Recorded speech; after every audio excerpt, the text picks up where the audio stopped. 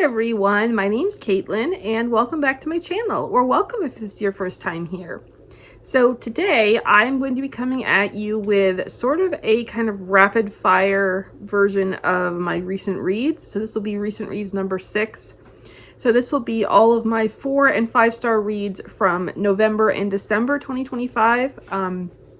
So if you're new to my channel, in these recent reads videos, I wrap up my reads for 2 months at a time, the previous 2 months of the year, or in this case, the previous year. And I choose to only talk about books that I rated 4 or 5 stars.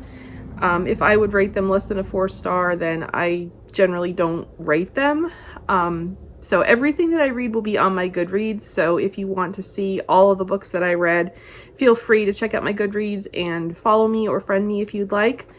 I'd love that. And yeah, you can see all of them there. And if you want to know any information about any of them, just shoot me a private message on Instagram. They unfortunately got rid of the private messaging function on Goodreads, which really irritates me, but I digress. Let's get back to the reads. Okay. So in November, I read 8 books total. So it was a really, really great reading month. And I have 7 books to talk about. And they are all 5-star reads. So that's really awesome. So first up, I read Hearts in Circulation by Sarah Monzon. This is book 2 in her Checking Out Love series. And I loved the first book in the series in 2025 in February when it released, or January, February, whichever it was.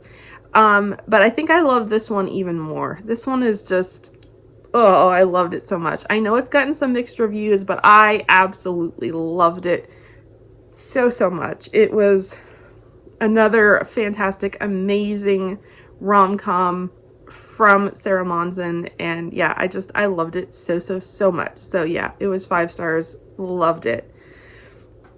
I would highly recommend the series and any of Sarah's books as well. Okay, and then I read Date Yourself a Grinch by Savannah Scott. This is book 3 in her Have Yourself a Merry Little Romance series, and it might be my favorite of the 3. I'm not sure. It might be, possibly. I loved all of them, but yeah, this one might be my favorite. It's so much fun. It's a Grumpy Sunshine trope. It's a short little novella, so it's a fast, easy read. It's available in paperback, Kindle, and in audio. And yeah, it's just fantastic. It's a great read. I loved it so much. It's Grumpy Sunshine, and there's a winter bucket list, which is really a Christmas bucket list / bingo, which is really fun. And yeah, they're like Secret Santa gifts, and yeah, it's really great. I really enjoyed it. Okay, and then I listened to the audiobook of Falling Through the Black by E.A. Hendryx, which is book 2 in the Xeris Galaxy saga.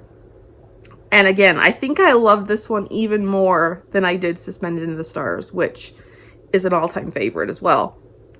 So this series is a YA sci-fi / fantasy series, which is not my normal go-to genre, but I will read anything and everything that Emily writes. And yeah, I legitimately, seriously, absolutely loved everything about this book. It was just, yeah, it was perfection. And I can't wait to read book 3, Rising from the Galaxy. Yeah, I participated in the Kickstarter for book 3, and so I will have copies of books 2 and book 3 with gorgeous sprayed edges coming to me at some point, and I cannot wait to get them because I have sprayed edges of book 1, and so I can't wait to complete the trilogy and then read the 3rd book. So yeah, very excited and highly recommend the series, but definitely start with Suspended in the Stars. And by the way, the audiobook narration is chef's kiss. Phenomenal. Highly recommend it. Okay, and then I listened to another audiobook, which was Better Watch Out by Natalie Walters, and this one is one of my all-time favorite Christmas books. It was just perfect. I loved it so much. It was romance and suspense in New York City at Christmas. So all the Christmassy things. She has, again, a Christmas, like a Christmas bucket list of things that she wanted to do while she was there. And yeah, it's just so good. She goes there to do these things with her boyfriend, who she thinks is going to ask to marry her, and instead he breaks up with her and tells her that he's actually going to get engaged to someone else. And then she gets mistaken for this other person and ends up needing a bodyguard, and it just so happens that this bodyguard has a connection with her brother and her older brother, he was a hero, and Franny, the heroine, actually appeared in one of Natalie's earlier books in her Harvard Secrets series. Yeah, so it's really fun to see her get her own story, and yeah, it's just really fun. So the hero, it's a really cool concept because the hero is a bodyguard, but he is a former hockey player, and they have this bodyguard agency called the Defensemen, and they're all former hockey players turned bodyguards, and so it's just really fun. And yeah, there was a bit of suspense, which is perfect, and yeah, I loved it so much. Loved it so much. So yeah, highly recommend. 5 stars. And then I read Christmas with a Crank by Courtney Walsh, which is another 5-star read. This became one of my favorite Courtney Walsh Christmas books. I just loved it so much. It was childhood friends turned sort of almost enemies to lovers, and yeah, I loved it so much. There was great family aspects to it. There was a dog that was awesome. It takes place on a Christmas tree farm. I mean, what's more perfect than that? And yeah, it was just the cutest, sweetest thing, and it had a bit of depth to it, and yeah, I just loved it so much. And then I did my only reread of 2025, and that was The Secret Life of Sarah Hollenbeck by Bethany Turner, which of course I gave 5 stars. I love this book so much. It is one of my favorite rom-coms of all time, and yeah, I don't know what else to say about it except I loved it just as much this time around, if not even more this time around. And yeah, I put a ton of tabs in it, highlighted a ton of things, and yeah, it's perfection. It is perfection, and I highly recommend you check it out if you have not yet. And then lastly, I read Easy as Pie by Carina Taylor, which is also 5 stars. This is a book in the Sweater Weather series. And I did not actually plan on reading this book. Like, I never really actually planned to read this book. It wasn't one of the ones that I was most interested in. But I needed a book that had something to do with baking for Chantel's autumn book bingo. And the book, I wasn't going to have time enough to get to the book that I had originally planned for that. And so this one has pie in the title. So I was like, hey, that works. I'll get to that. And the audiobook was, I think, only like 6 hours and something. So it was very, very quick. And I ended up really loving it. Like, I was really surprised at just how much I loved this, because this story actually, sort of loosely ties into another book of hers called Forget Me Twice. And Trip, I think his name is Trip, right? His name is Trip. Trip and Hazel are the characters in this book. Trip is a doctor, and he was a side character in the book Forget Me Twice. And he and the hero and heroine became friends. And I tried listening to the audiobook of that one a while ago, and I ended up DNFing it because I don't know, I just wasn't feeling it. So because of that, like, I had wanted to read that one before reading this one because I knew they were loosely connected, but I just couldn't get into that one, so I ended up DNFing it. So didn't plan on reading this one, but ended up reading it, and I absolutely loved it. So yeah, I would highly recommend it. It was so much fun. Great fall read, but could be read any time of the year, so highly recommend it. Okay, that's all for November. December, I read a lot of books. I read 12 books total, but I only have 7 books to talk about here because there were a few that were less than 4 stars for me. So again, you can find those on Goodreads. So first up was Faking the Fall by Julie Christianson. This is another one from the Sweater Weather series. So I've now read all but one of the books in the Sweater Weather series. So that was really cool. And I gave this one 5 stars. I really, really, really loved it. So this is another friends to lovers, like they were friends in college, and then he like became literally by accident, he became a movie star and moved to Hollywood and has been living there for, I think it's like 5 or 6 years or something at this point. And then he's become famous for these superhero movies that he was in. And then something happens that he has some bad press, so he needs to kind of spin that to be more positive.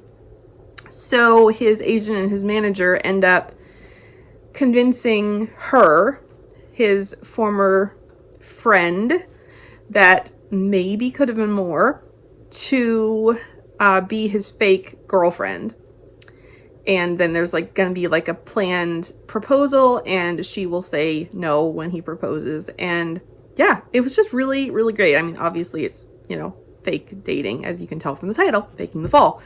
But I really loved it. It was so good, so fun. I just, yeah, really loved it. It was really, really good. So if you like anything that involves like a celebrity romance, completely clean romance, fake dating, which is one of my favorite tropes, and yeah, I really loved it. I really, really loved it.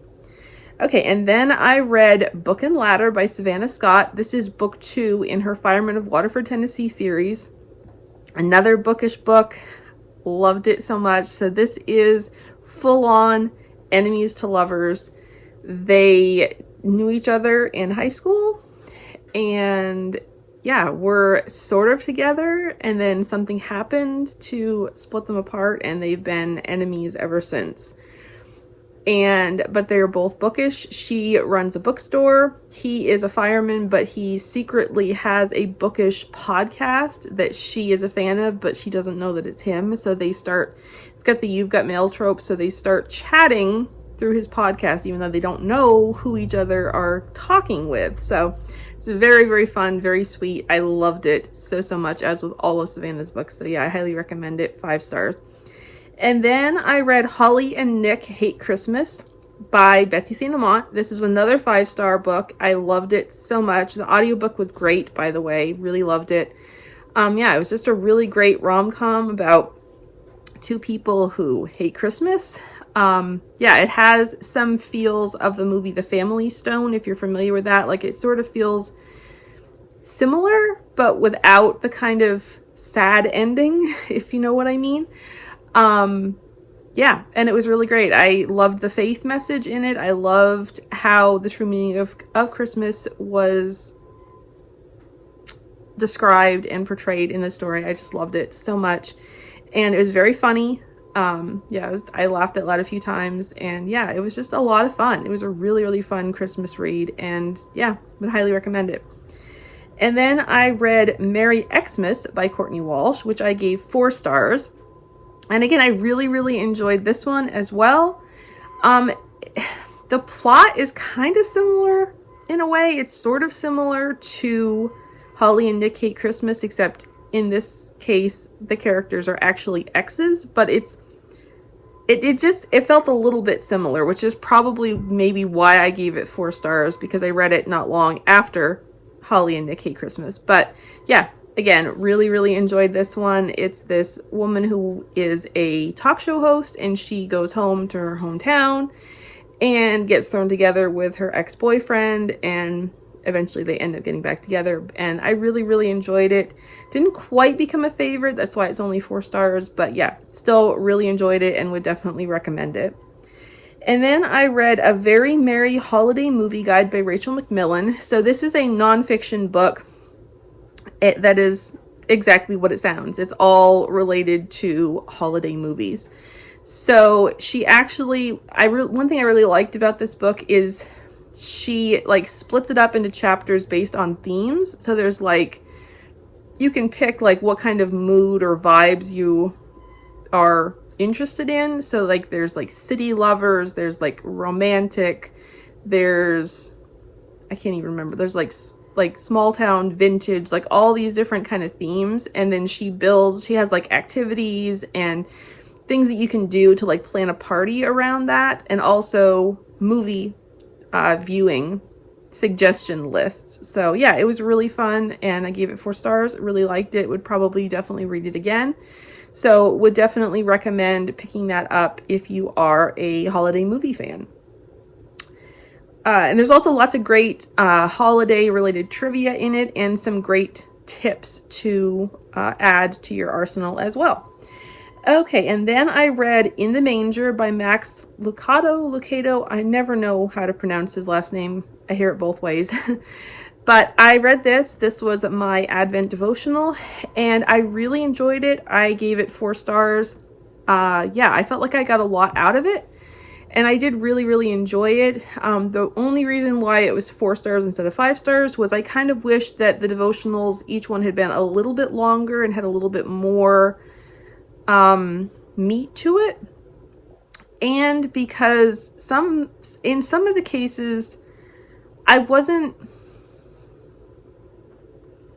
the way it's written, it's almost written as like a fictional take on the real events that happened around the birth of Jesus. And so sometimes it felt like a little bit to me like he was maybe speculating about things maybe a little bit too much. Like there was maybe just a little bit too much of speculation about what certain people were thinking, or like things that they may have done that's not recorded in scripture. And so I tried not to hold that against it, but I wasn't so sure that I was a fan of that. It just kind of felt a little off to me at times.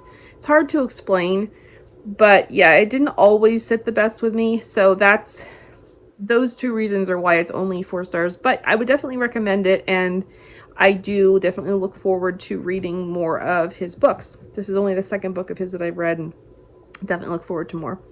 Okay, and then lastly, I read Taking a Second Shot by Leslie DeVooght, and this was 5 stars. I loved this book so much. It was so good.